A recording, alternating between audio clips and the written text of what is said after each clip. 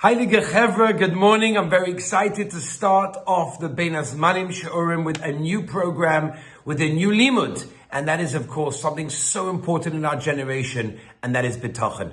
So we're going to be learning Be'ezra Hashem, this Gavaldige Kuntrus, very, very exciting. It's from the Beis Halevi. It's a Maimer Bitachon from the Beis Halevi. So let me give you, before we even begin, some introduction words to who was the Beis Halevi and how can we learn from him. Okay, so we begin.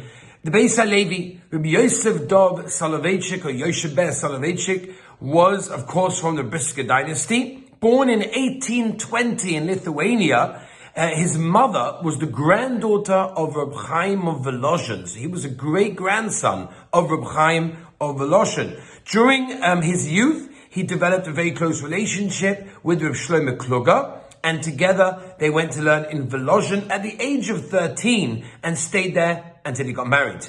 So he was well known, even at a young age, for his bikias and for his thought process of lomdus in a tremendous way. Not only for his Torah was he known, but also for his chesed and halacha as well. And these characteristics eventually led him to be appointed as the Rosh Hashiva of Volozhin in 1854, together with the Netziv. So eventually they parted ways, and in 1865, Rabbi Yosef Ben, the Beis Halevi, left Volozhin to become the Rav of Slutsk.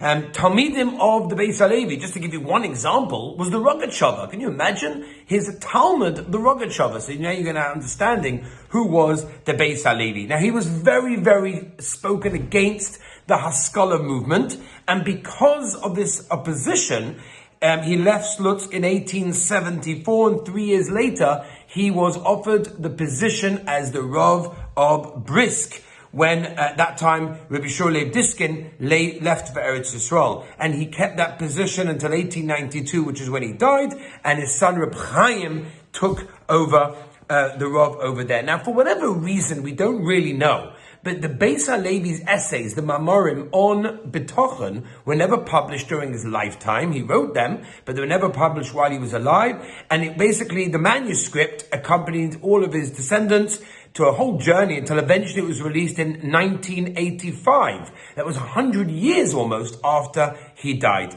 Now, it's a very important thing. Rabbi Yaakov Hillel Shlita writes a little bit of a haskama in the beginning of the Hebrew, and he says that in a generation now that we're living in, Bitachon is so hard and it's so needed. Tzadik be'emunasa yicheh, Chazal tell us, anyone that learned the Chovis Halavavos of Rishon, Shara Bitachon, you see how important it is for us to live with Bitachon. That's what we're going to try. Join us on this incredible journey.